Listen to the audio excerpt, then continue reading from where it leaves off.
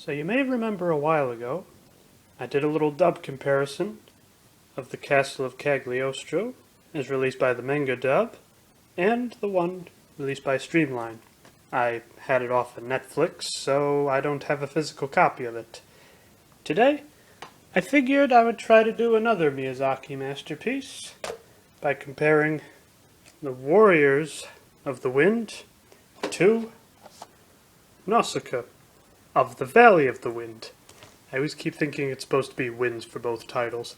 Now, as I've tried several times, this is going to be more of a broad comparison because I cannot get away with showing any footage from either of these, even though most people want to forget about this dub. So let's start by comparing the covers. So both of these dubs feature the Ohm and the Gorgon, or the Gorgon as they call it for some odd reason. They also feature our title heroine on both covers. However, I find it interesting that those aren't stockings, those are just her legs, which just makes that dress seem all more awkward. So that's about all there is when it comes to comparing this cover. Obviously, those are the only two things on it, other than a gun, which is being held by this guy, the one on the Pegasus, and this android. Let's try to pick apart some of these elements and try to get exactly where they're going. So we've already established that this is an Ohm, or a Gorgon as they call it in this dub. I'm going to guess that front and center here is probably either Lord Yupa. I'm going to guess that has to be Lord Yupa, just the idea that he has those little shotgun cases around his chest there. But he is way too young looking here, and he doesn't even have a mustache. So if that's Lord Yupa, does this Pegite prince then? Why is he riding a Pegasus? A Pegasus, let alone an android, never shows up anywhere in this dub. Also, they're in space, or maybe that's just the clouds. But then, it's sparkling? Or are those flares being shot every so often? And then here we have the fire demon holding a lightsaber, it looks like. To their credit, this is actually something that shows up in the movie. In this dub, I think they just call them the Giants or something vague like that. Basically, these were the creatures that incinerated the Earth in 5 days and practically destroyed all of civilization. I figure a lot more people are familiar with this cover than with this cover, so I figure I'll just kind of show everything there is. So first there's the little top here. Yeah, that's about as generic as it can get. And what I find interesting, you turn it on the side here and it says animated fantasy. It could be me, but I feel like this is probably more science fiction than fantasy, despite what this Pegasus would tell you. In fact, even the android's more science fiction. I'm not even sure if they even figured it out. This is released by New World Video. I'm gonna guess that company went out of business as soon as the 90s came along. Sides are basically the same, and then we'll go to the back. I find it interesting that the picture they show, the Tomikian invasion, as well as a close call they had with whatever they call this insect. Usually you go for something more bright and colorful, you get like all these colors. Look, she's happy riding along her little winged thing, whatever they call it. Nice and blue, look at all these... Oh, those are Ohm. I thought those were flowers. And then you have just dark look. Then again, this was the 80s, and I'm not going to say that this is a bright and happy-go-lucky movie, by no means. But... So both are rated PG. One of the main reasons people probably bag on this dub is, well, look at the runtime. 95 minutes. I'm going to see if I can try to figure out how long this version is. It's got to be on the cover somewhere. It'll actually be on the DVD. Okay, 117 minutes. That is 3 minutes short of 2 hours. And this barely clocks in at over an hour and a half. Yeah, there were a lot of cuts made to this movie. In fact, it's because of these major cuts, there is a particular story that people like to spread around, and I'll spread it further. Essentially, when Disney was starting to redub all of Miyazaki's masterpieces, they got the Princess Mononoke, I hope I'm pronouncing that right, he sent a handwritten note to the higher-up executives with a katana saying, "No cuts." Well, I still have this cover out, I just kind of find it hilarious. The name of the corporation that made this is G-Kids. Yeah, hey kids, you got a PG-13 movie where the main character rips people's heads off. So as I said before, there is basically no way I can show any footage of either of these movies.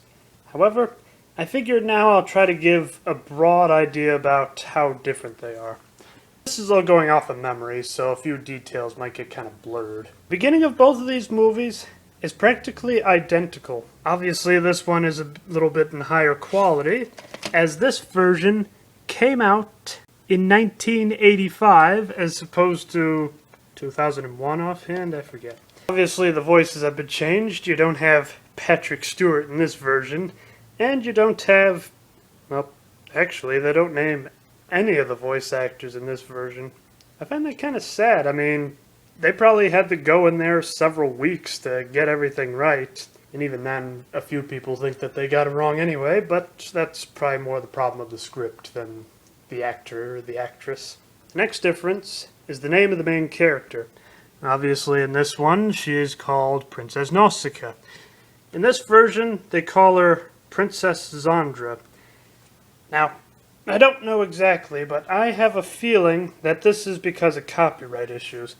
Now, as I know, this was based off a manga, and I'm going to guess that New World Video, or Manson International, they were the people that released it, did not have the rights to use that title character, so they made up a new name, Zandra.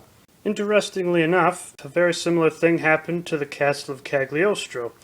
Now, the character of Lupin III is based off of, I forget, it's some sort of French author who came up with the character of Lupin. However, due to copyright issues, they did not have the rights to actually call him Lupin. So, in the manga dub, they call him Lupin, and in the streamlined dub, they call him the Wolf. So after the little pre-title sequence, there is a difference in how they introduce the main credits. In this version, we get the sumptuous voice of Tony J to explain the background. Here, medieval text that says, "Somewhere in the world 1,000 years from now." And then another narrator takes over the rest of the way.